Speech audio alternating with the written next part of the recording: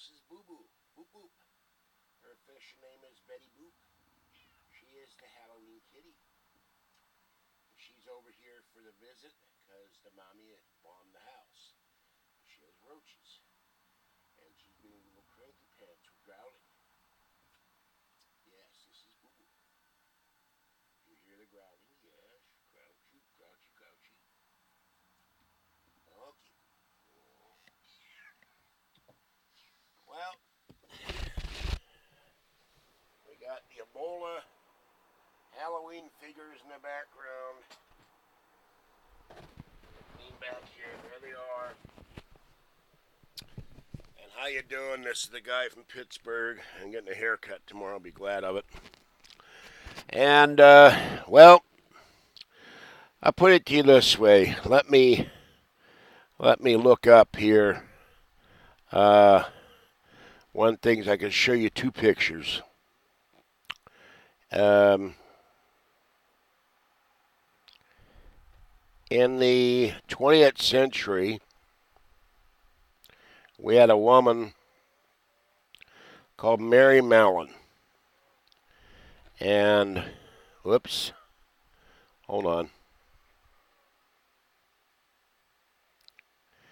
And this is what, if I can get this picture right. Yeah, I can't. Can't get any bigger. But I can show it to you. Hold on. Sometimes I really don't like the way this iPad works. Well, this is from a story I found, but I added the two pictures. It's on my blog and my forum. There's a picture of Typhoid Mary. And she was quarantined because she had typhoid, and she was a cook. And she was giving typhoid to everybody in New York. And they quarantined her for life. And they didn't know until recently, because I posted this story, researchers explain how Typhoid Mary killed people. And that's from last year by Claudine Sapp and Yahoo News. So, you had the Typhoid Mary of the 20th century. And now we got Ebola Mary. And unlike Typhoid Mary, who didn't get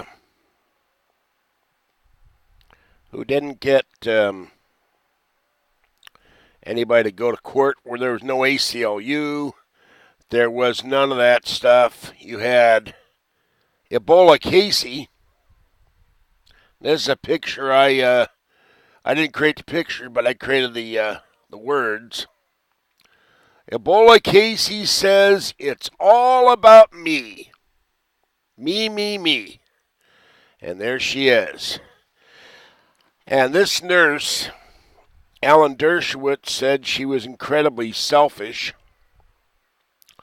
for, hold on. Said that on Newsmax she was incredibly selfish. Extraordinarily selfish, that's his words, for threatening to sue over being quarantined upon her return from West Africa. And I'll use the quick quote here. When you live in a society like ours, which is interconnected, you have to make certain sacrifices in the interest of public health. And he's absolutely right.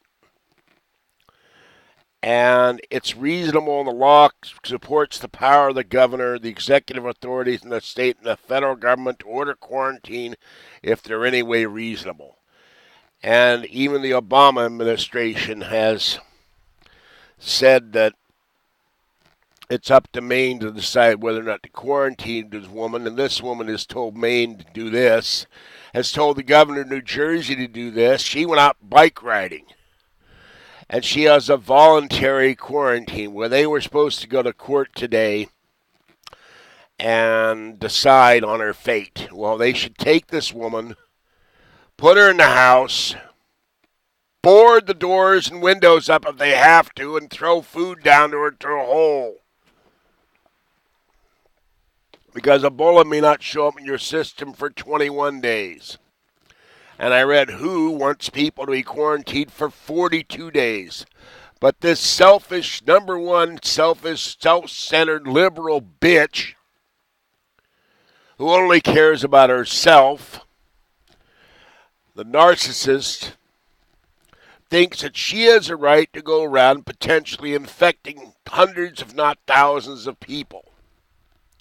And this is part of the permissive liberal mindset that came about in the 60s and the 50s even through the works of Dr. Spock, not Mr. Spock, where it said it was all right to do your own thing, to do whatever you want, and to hell with the consequences of your actions. And if anybody says anything about you're a bigot, you're a hater, you're mean-spirited, well, you can call me mean-spirited. But to use that overused quote from Star Trek, the needs of the many outweigh the needs of the one. And they may not have said that, but I'm saying it, because I think they use it the other way around. This woman has no right to be a potential person that can infect people with Ebola. If she can't stand the heat, she shouldn't be a nurse. She shouldn't have gone to West Africa in the first place. And I'll tell you something else. I don't think anybody's going to want to work with this woman because she's irresponsible and a complete idiot. So I hope the authorities in Maine get a judge with some common sense and not a liberal judge, because usually they have no sense, to issue a court order locking this woman down.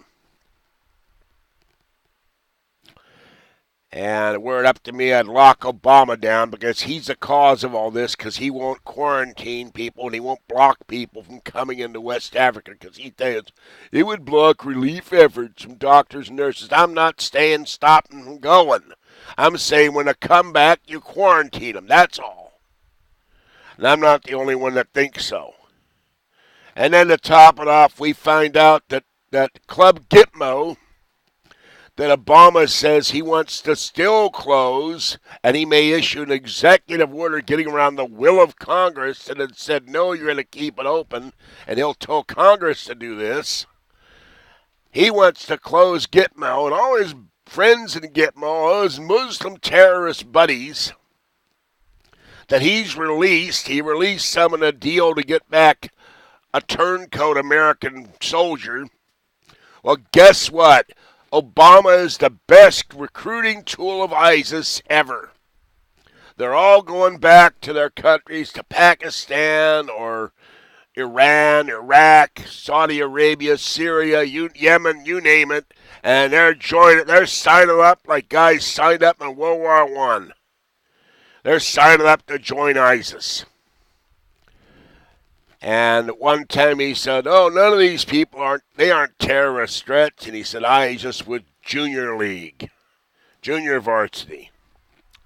So, if you had, I don't know what it would look like. If you had the picture,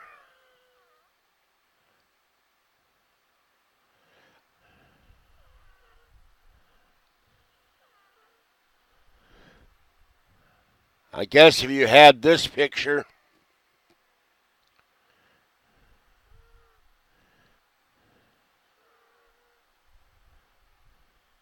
let's see here. If you had one of these,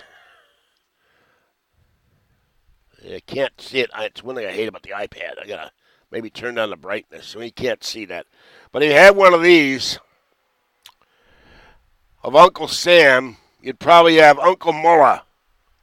And Uncle Mullah would be cloaked, and he'd be pointing, and he'd say, I want you for ISIS, and I want you for Al-Qaeda. So, Club Gitmo. Yep, that's what we got here. Mr. Club Gitmo himself. Yep. Mr. Muslim apologist, Mr. Terrorist apologist. Yeah, here he is. Club Gitmo there. There's the picture. Well, that's not gonna work. I gotta fix this. Anyway, that's what we gotta deal with. Obama's buddies are leaving in droves. He's released a lot of them, saying they aren't a terrorist threat.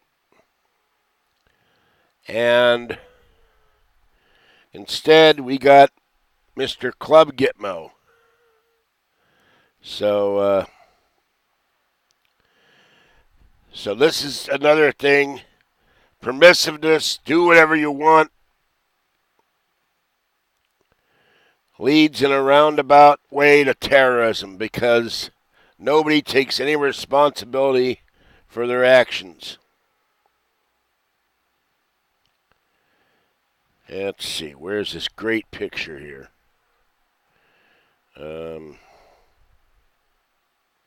Oh yeah, here we go. But I can't show that, so we'll just show one from Rush. I don't think Rush will mind. No, I won't do that.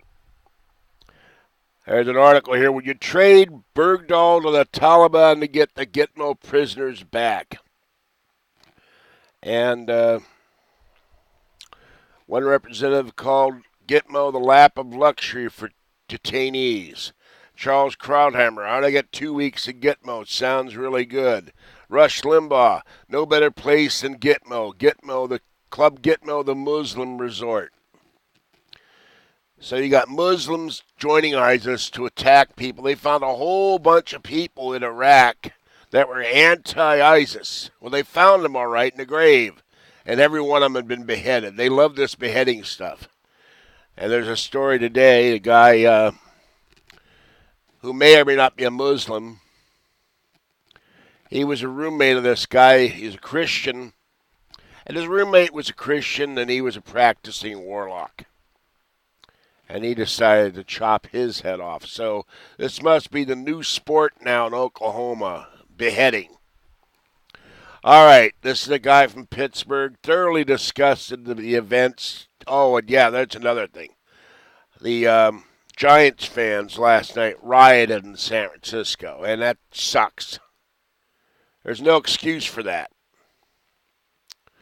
You want to celebrate the Giants winning the World Series? That's great. Congratulations to the Giants, and I'm happy for their fans as a National League fan. You don't burn stuff down. You don't smash the backs, windows of police cars out. You don't smash the windows of buses out. You don't block city streets to where nobody can traverse. They had Market Street blocked, Mission Street blocked, Valencia Street blocked. Well, these clowns are burning stuff up. They took someone away, and one guy, I had to laugh at that. I wonder where he got it. He was arrested for driving. Somehow this guy got one of those traffic wagon things where they write meter maid mobiles. He stole one. He was driving it down the street. I don't know how the hell he got it because they keep those downtown on Ninth Street. But he was out in Mission driving a meter maid car. They show him in KTVU. The cops have got a gun on him. He's lying on the ground. They didn't show the car. Wish they had. I wonder how many miles a gallon a meter maid mobile gets in San Francisco with all those hills. But that was the only part I thought was funny. The guy steals a meter maid car. All right. The news is crazy. It's what takes me so long to get on here. I'm posting all the time on my forum and my blog, and don't have time to do videos because there's so much stuff out there that I'm probably posting 10 stories a day. All right. Oh, and they caught the scumbag in Pennsylvania who's alleged to have killed one Pennsylvania state trooper. They caught him. So good for the cops and good for the citizens supposedly saw him. They tracked him down. He's in custody. So I hope they give. I don't know if Pennsylvania has a death penalty, but if they do, I hope he gets death. You don't go around killing cops. No matter what you feel about the cops. Most of them are pretty good guys. There's some real jerks out there, like the puppy killer in Texas, but they're not all bad.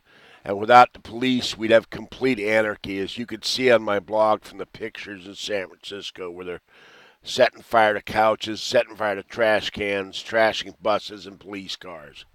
All right, this is the guy from Pittsburgh. I'll be back in a minute with another video. Free Art Bell, and I'll catch you next time. Bye-bye.